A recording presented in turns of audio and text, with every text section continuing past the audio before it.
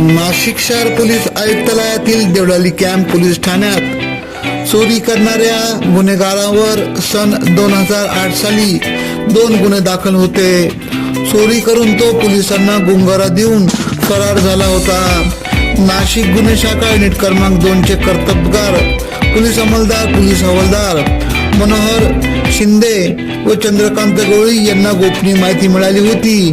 त्यांनी आपल्या पथकांसह वरिष्ठांच्या मार्गदर्शनाखाली अहिल्यानगर जिल्ह्यातील संगमनेर तालुक्यातील निमज या गावी पोहोचून शोध मोहीम घेत स्वामी समर्थ मंदिराजवळ या ठिकाणावरून चोरीच्या गुन्ह्यातील 18 वर्षापासून फरार असलेला आरोपी पोपट उर्फ पप्पू लहानू सूर्यवंशी व 39 राहणार निमज तालुका संगमनेर जिल्हा अहिल्यानगर याच्या मुसक्या आवळत नाशिकला आणले।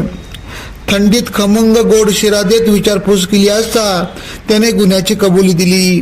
पुढील तपासकामी देवळाली कॅम्प पोलीस ठाण्याच्या ताब्यात देण्यात आले।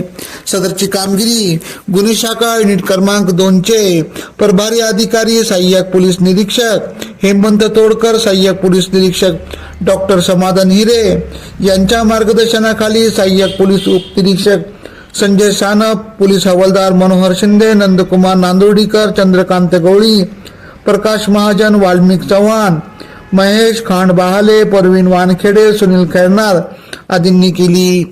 एकेपी न्यूज साठी ब्यूरो चीफ अनवर खान पठान, नासिक। अब हर वारदात पर रहेंगी हमारी नजर।